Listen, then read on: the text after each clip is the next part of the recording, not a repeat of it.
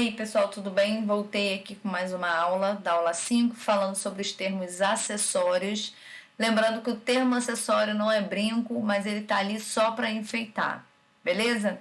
Bom, o próximo termo acessório que a gente vai falar é o aposto. O aposto é um termo que obrigatoriamente vai estar se relacionando a um antecedente. E quando ele faz essa relação com o antecedente, ele pode explicar, resumir, especificar, enumerar, comparar ou distribuir algo referente ao termo que o antecede. Beleza? Então vamos melhorar isso aqui, vamos ver como é que fica na prática essa questão do aposto. Bom, notem aqui nesse primeiro exemplo, Machado de Assis, vírgula, escritor carioca, vírgula, notem que o termo em destaque, né, esse rosa, está entre vírgulas. É um grande nome da literatura brasileira. E que esse termo em destaque, ele se relaciona obrigatoriamente ao termo antecedente Machado de Assis. Então, o escritor carioca é uma explicação sobre Machado de Assis. Notem que aqui também está entre vírgulas esse termo em destaque. Então, quando há esse termo entre vírgulas, vai ser um aposto, no caso, explicativo. Sempre o aposto explicativo vai estar entre vírgulas. Ele vai começar com vírgula e vai terminar com uma vírgula. Agora, a diferença. O escritor carioca Machado de Assis nasceu em 1839.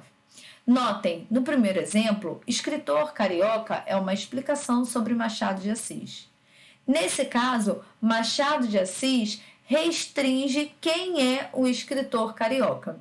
Então, aqui, a palavra Machado de Assis vai funcionar como um aposto especificativo, tá?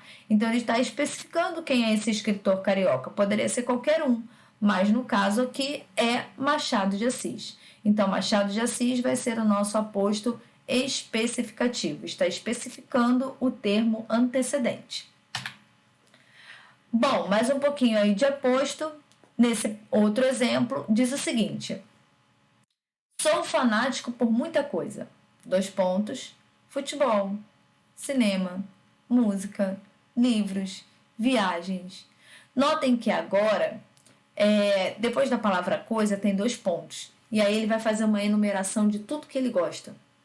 Então, o aposto enumerativo, ele tem por característica, assim, 90% dos casos, vir precedido de 2 pontos. E notem que é tudo uma enumeração, né? Uma enumeração de coisas que ele gosta, tá? Então, o aposto também tem essa função enumerativa. Lembrando, quais são as coisas? Futebol, cinema, música, livros, viagens. Esse aposto, mais uma vez, se relacionando ao termo antecedente. Beleza? No outro exemplo, ele diz: futebol, cinema, livros, viagens, com muita coisa. De onde eu tirei esse com? Muita coisa me atrai. E o termo em destaque, muita coisa, é o que resume o termo antecedente. Que muita coisa é essa? Futebol, cinema, livros, viagens. Então, muita coisa está se relacionando aos termos antecedentes, mas ele se relaciona ao termo antecedente como um resumidor, né? Ele vem resumindo tudo aquilo que ele disse, tá? Então, funciona como um aposto resumitivo. O verbo, ele vai concordar com o aposto e não com o sujeito, tá? No caso de sujeito composto. Beleza? Mais um exemplo aí de aposto. A gente tem o aposto distributivo. O que seria isso? Ele vai distribuindo informações para um, para outro. Então, aqui na oração a gente tem a seguinte frase: ambos são bons alunos. Um no português e o outro na matemática. Então, ele distribuiu esse ser bom. Um nisso, o outro naquilo. Seria um aposto distributivo. O aposto comparativo, né, o próprio nome já dá o spoiler do que vem a ser. Ele vai comparar um termo da frase com alguma coisa, tá? E ele deve ser separado por algum sinal de pontuação. Pode ser vírgula, pode ser travessão, qualquer coisa assim. Então, observem aqui. A criança, vírgula. Um adulto em formação, vírgula, deve ser educado para a cidadania. Então, um adulto em formação é um termo que compara o que é a criança. A criança é igual ao quê? A um adulto em formação. Então, aqui, esse termo adulto em formação, a gente chama de aposto comparativo, porque ele se relaciona ao termo antecedente, fazendo uma comparação a esse termo antecedente. E quando a gente tem um aposto comparativo, geralmente ele vai vir precedido e vai terminar com um ponto, um sinal de pontuação, tá? Vírgula, geralmente vírgula ou travessão, acho que mais travessão a gente vê bastante, tá? E um último exemplo aí de aposto que seria um aposto oracional. O que vem a ser um aposto oracional? É um aposto que funciona como uma oração, porque ele vai ter verbo, tá?